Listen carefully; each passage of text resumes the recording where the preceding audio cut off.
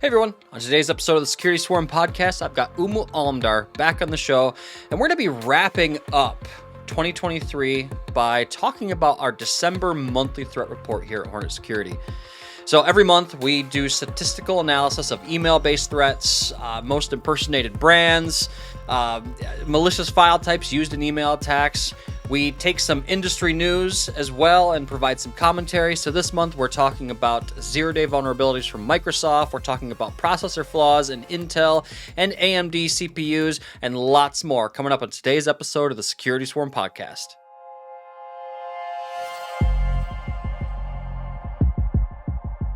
Hey everyone, welcome back for another episode of the Security Swarm podcast, the podcast that brings you the knowledge and insight straight from the security lab here at Hornet Security.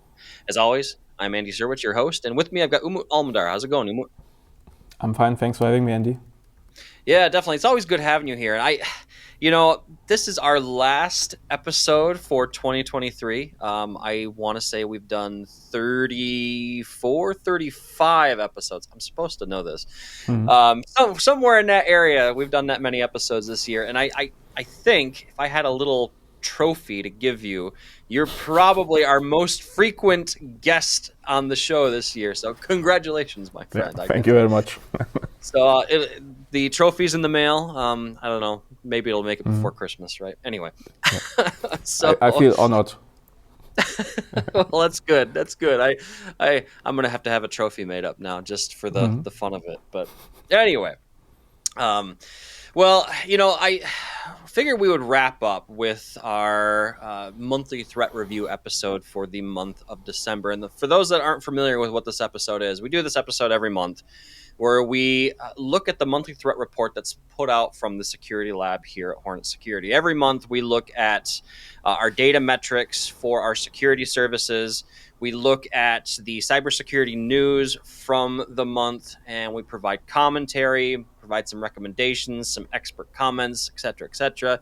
And this is our chance to kind of expand on that a little bit more than we do in the report. So what do you think? Should we start with our high-level statistics?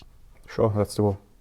All right. So first thing we always look at in this report every month is kind of the categorization, the percentages of clean emails versus rejected emails, which are emails that are rejected outright because of external indicators, either known bad domain, known bad IP, those types of things.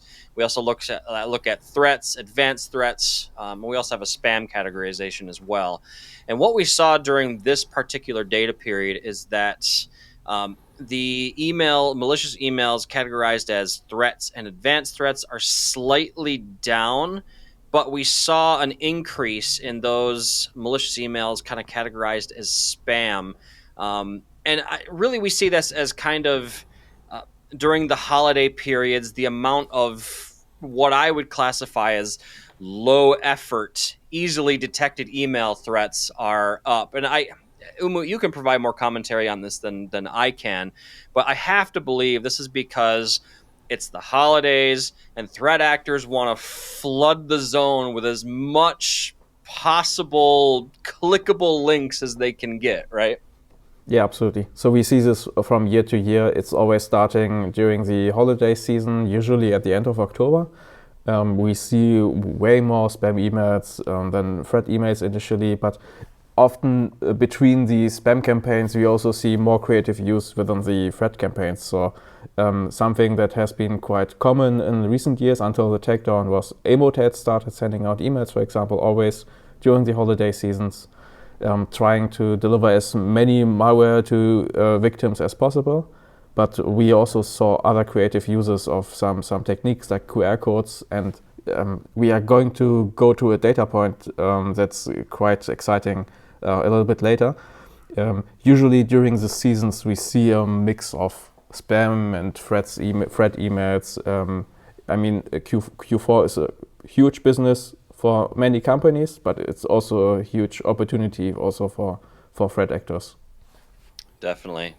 And I always feel weird when I'm authoring the report and I'm like, well, the level of threats has dropped, But, and I always put but in like bold letters, right? If I had a DEF CON level for, the email threat rate, it's still at a high rate now, right?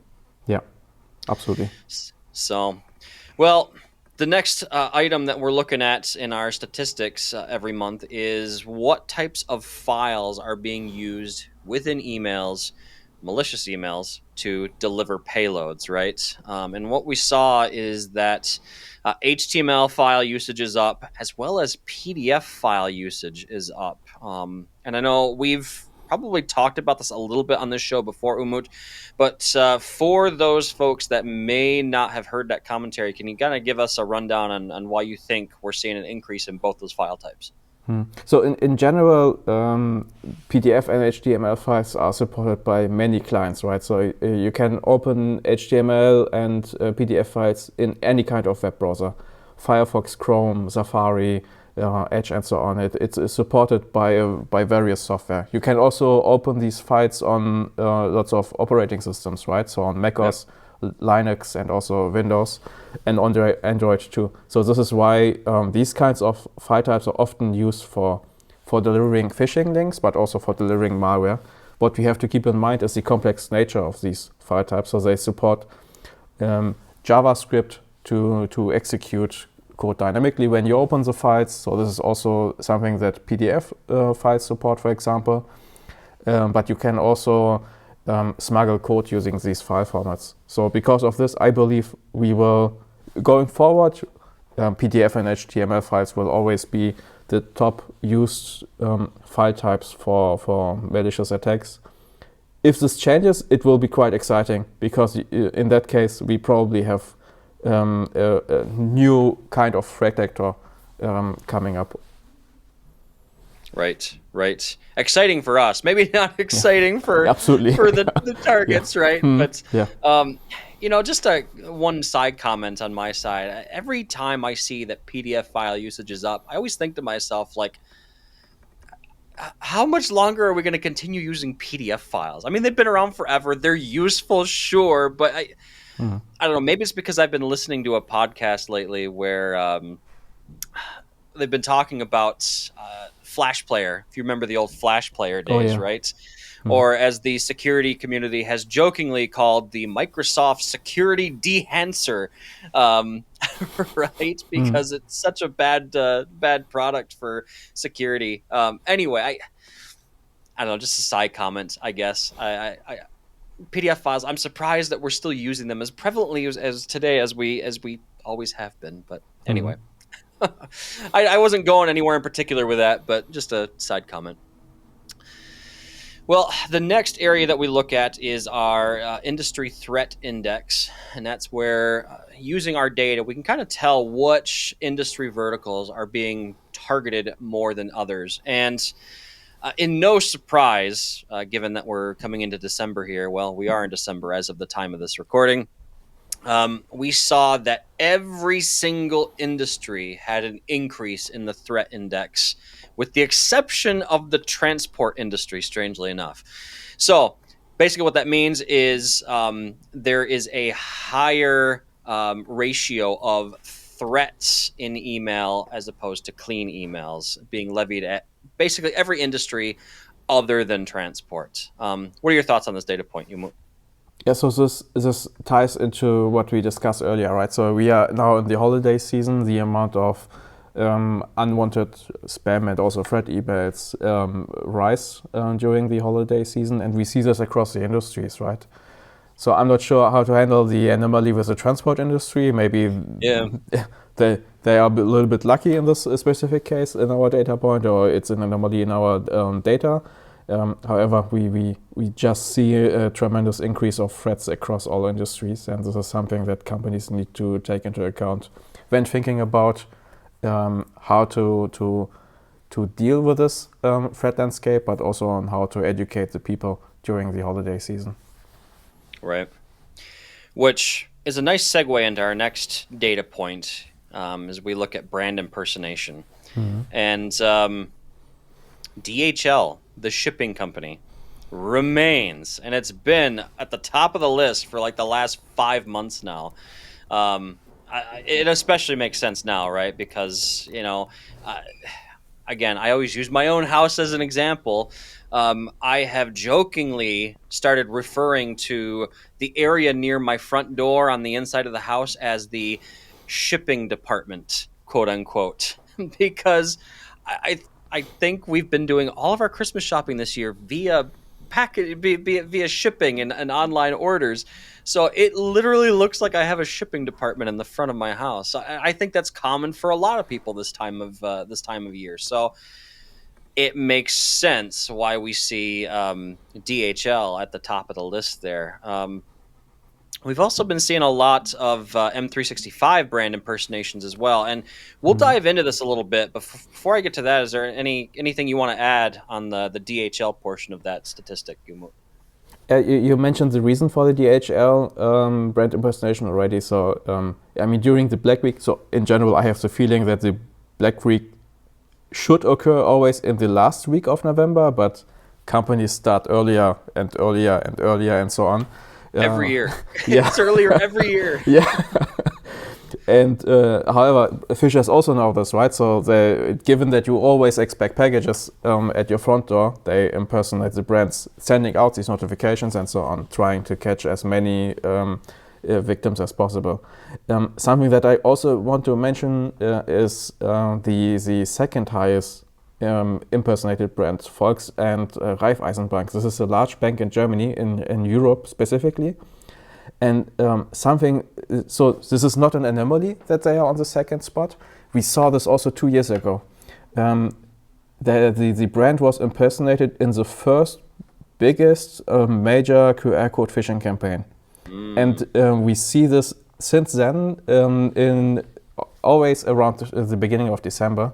So this is linked to it. So it could look like an anomaly in this specific case, but when we see these banks coming up as impersonated brands, it's nowadays always attached to very large QR code phishing campaigns.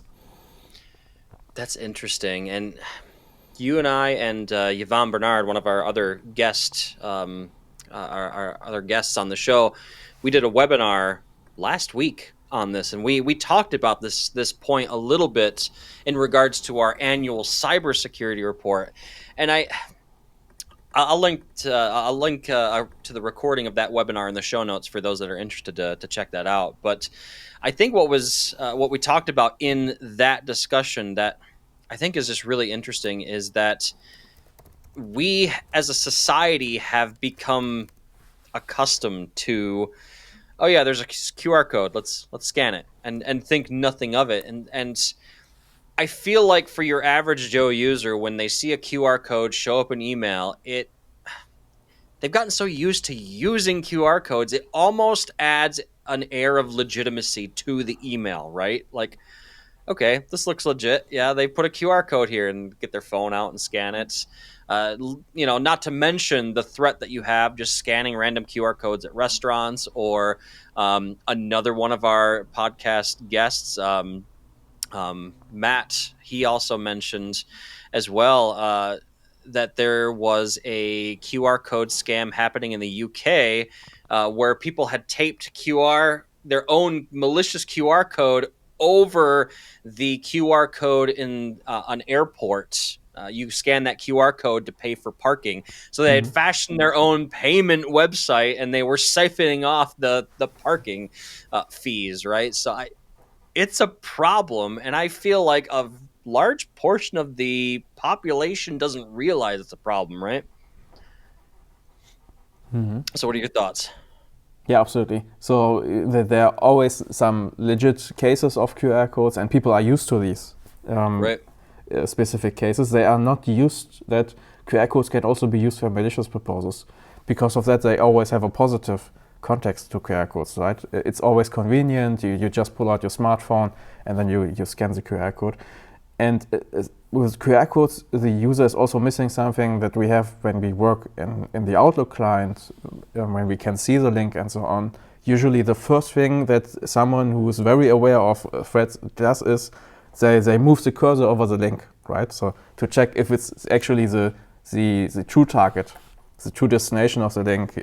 Sometimes the hyperlink is constructed so that when you click on the link, it actually directs you to some kind of phishing site. You can't do that with QR codes. You don't see the link. The web browser on your smartphone also has some kind of minimalistic UI, right? So you can't see the full domain when your web browser opens the site. So this is also something that circumvents many protection cases, and because of that, QR codes can be quite dangerous. Yeah, it's an area that I think we're going to see continue to be used by threat actors in the coming year for sure. So, well, one other thing I want to talk about in terms of brand impersonations is I mentioned M365. So we saw an increase in the amount of M365 brand impersonations, and I I see this as being driven by the increased popularity amongst threat actors of phishing kits that use kind of a reverse proxy style type of attack, right? So that'd be something like evil proxy, where you have it's basically an adversary in the middle style attack, right? And the target user gets a link to a page that appears to be an M365 login page. They put in their credentials. Evil proxy captures the session token and then redirects them to the legitimate M365 login page. Now the problem is once the threat actor has the session token, MFA doesn't matter anymore, right? Because they can just log in. It's kind of shocking when you start really digging into this style of attack. I've done a lot of reading on evil proxy the last couple of weeks, and it's kind of shocking how easy it is to pull off that style of attack. It doesn't require a lot on the part of the threat actor, right? And I yeah, and I threat actors, they know that if they can gain access to an organization's M365 environment, there's all kinds of mischief that they could get up to. So I don't know if there's anything you want to add before we kind of pivot to our news portion of the episode, but those are my thoughts anyway. Yeah, you mentioned how easy it is to set up, right? So some months ago, we actually had a webinar on this in the German team, and we worked with EvilJinx back then. EvilJinx is comparable to Evil Proxy, so it does the same stuff, stealing session cookies and so on.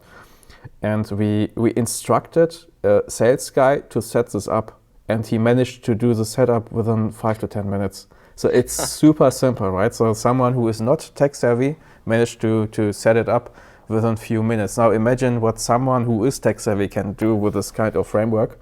It's quite dangerous, and in our use case, we connected the sales guy. Of course, we did this only for educational purposes, right? So just for the webinar. Right.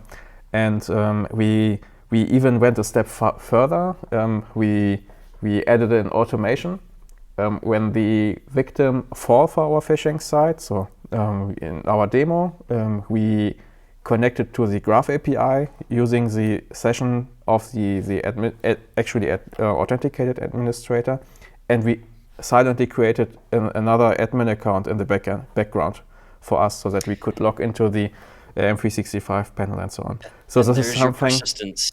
Absolutely. So this is something that companies always need to keep in mind, right? So your victims, your users may fall victim for this, but if it's your administrator, you always get some kind of persistence into the M365 tenant if the attacker is sophisticated. So this always needs to be monitored also, not only if you've been phished, if your credentials have been exposed and so on, but you also always need to keep an eye on admin activities within the M365 tenant.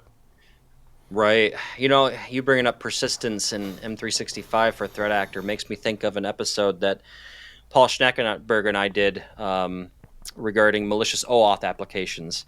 So that's another way we see threat actors get persistence inside of 365 is they get a user to authenticate a malicious OAuth app into the tenant. And then at that point, it doesn't even matter if the initial targeted user changes their password.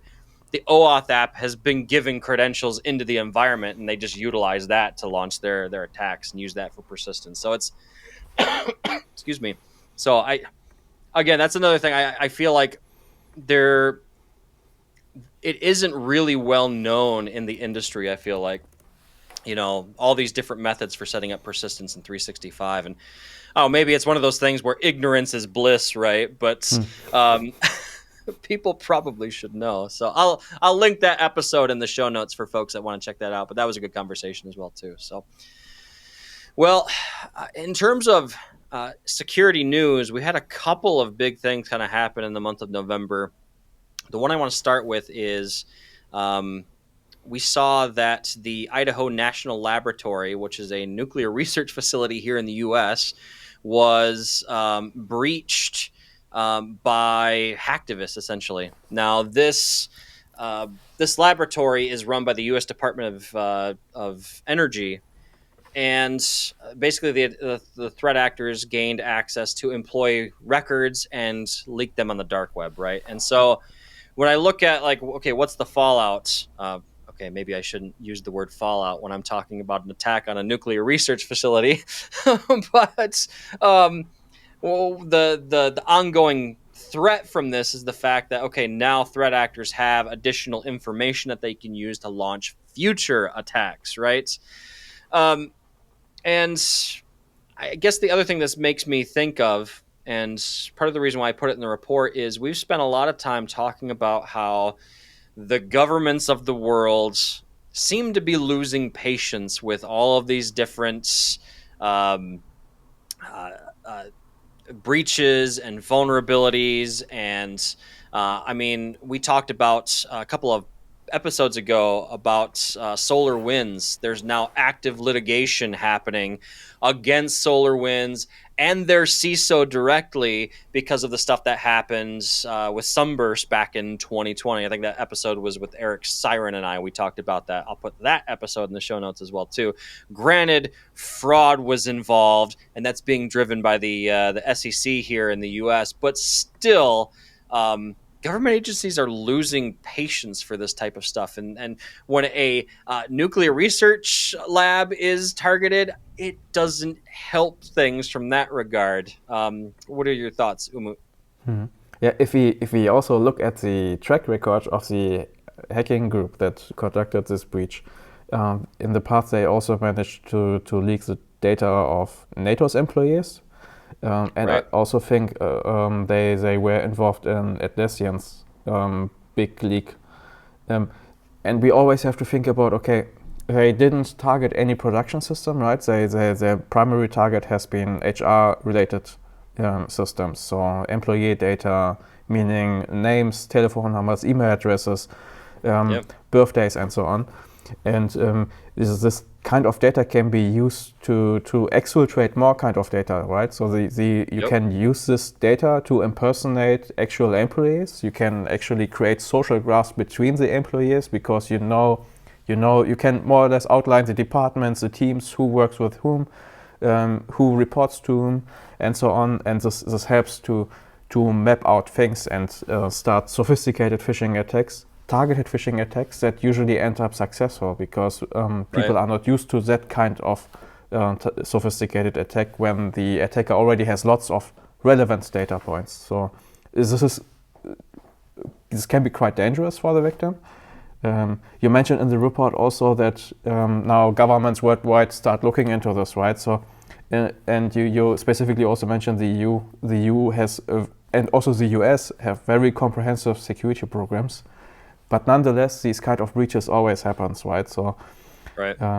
now we always need to keep learning from this, and nonetheless, always also focus on the human being who can be the deciding factor between a breach or not. Right. Definitely. And I imagine that conversation is happening, right? At least for the victim in this case. And just so our listeners are aware, the threat actor group behind this attack was SiegeSec, was the threat actor group behind this. And the other thing that comes to mind for me with this particular breach is this has got to be a treasure trove for intelligence agencies in various countries, right? I have to believe that the intelligence apparatuses in um, more adversarial countries in the world are looking at this stuff. So that's from a geopolitical standpoint, it's kind of an interesting breach as well. So, well, the two other news points to talk about, and we could probably talk about them kind of as one here because they're kind of the same thing, is that there were a number of major vulnerabilities patched over the last month. So Microsoft alone had 63 security vulnerabilities it patched during its November Patch Tuesday patch cycle. Um, 5 of those were 0 days. And just for clarity, so everybody has those, I do have the CVE numbers. They are listed in the report along with links to the information for each of those CVEs. But we got CVE 2023 36025, 36033, 36036, 36038, and 36413. And they range from a CVSS score of 6.5 all the way up to 8.8. That 8.8 one is a vulnerability in Windows Defender Smart Screen. So basically, that Smart Screen check can be bypassed, which isn't great. Yeah, and there's, if you want a breakdown on each one of them, go ahead and check out the report. I'll be putting that in the show notes as well. The other one that we're kind of talking about in the report this month is, and this is reminiscent of the Spectre and Meltdown days. We're talking about CPU, processor vulnerabilities. And it wasn't just Intel this time. AMD has had their own issues crop up over the last month too. So an Intel vulnerability has been codenamed Reptar. For AMD, the vulnerability has been codenamed CacheWarp. And I've got the breakdown of both of these inside of the report. But basically, the Intel Reptar vulnerability allows the attacker to bypass the security boundaries of the CPU, which is a big problem in multi-tenant environments. Same thing with the AMD CacheWarp. So basically, AMD has a security feature in their processor set called secured encrypted virtualization, and basically the vulnerability allows a threat actor to infiltrate virtual machines with that protection enabled. So again, big problem for multi-tenant environments. And when I read multi-tenant environments in these types of vulnerabilities, I instantly think of Amazon AWS, Microsoft Azure, Google Compute Engine, because it's not like they have much of a choice when it comes to CPU types for their data centers, right?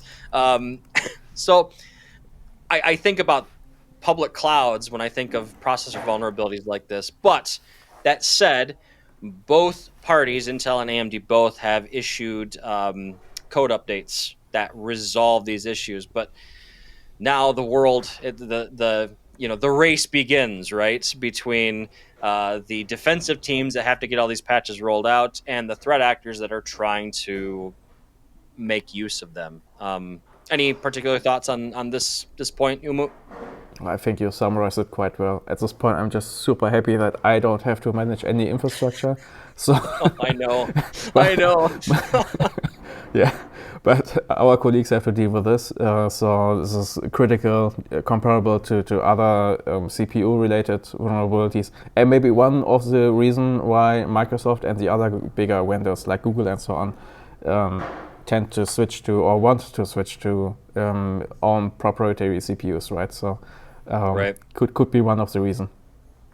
And, Microsoft did announce some new chips of their own during their Ignite event back in November, and it's really cool. They've got their own chips. They look really really neat. They have an interesting feature set. But we talk about being glad that we're not the infrastructure administrators. I can only imagine the massive undertaking it's going to be for those organizations to replace every server in their fleet. I mean, Hmm. we're talking probably millions of physical boxes, right? And I just, oh, yeah, I was talking to one of our infrastructure guys yesterday, and he was talking about his backlog, and I'm like, yep. I remember those days. I Hmm. remember those days. I don't miss the days of quick patch all the things right now. Do it Yeah. now. So, anyway. Well, Umut, I think we're about out of time for this episode, but it's been good having you on as a recurring guest this year, and that's going to continue into the coming year. It's always good having you here, my friend, and having you share your knowledge. You're always a wealth of information, so thank you. Thank you, Andy. And for those of you watching, as mentioned earlier, this is kind of our wrap up episode for the year. So we are done for the year. We'll be back sometime in January for, I guess, another season of the Security Swarm podcast. And yeah, if you guys have particular security topics you would like us to cover, things that you're interested in hearing about, be sure to hit me up at the socials. So you can just search for my name and you'll probably stumble across my LinkedIn page or wherever. You can also email me at andy@hornetsecurity.com. That will get you into my inbox. And I'm always happy to hear feedback. And if you have particular topics that you're interested in, be sure to let me know. But other than that, thanks for hanging out with us this year, and I hope you found value in this episode. If you did, be sure to hit on that. Hit on that. Be sure to hit the subscribe and like buttons. There we go. You know, I've done this sign off, I don't know, Hmm. 35 times this year. You'd think I'd have it down by now. But anyway, appreciate you guys spending some time with us. Again, we're available on YouTube, all the major podcasting platforms. With that, enjoy the holidays, have a good year, and we will see you in January. Thanks for watching, everyone.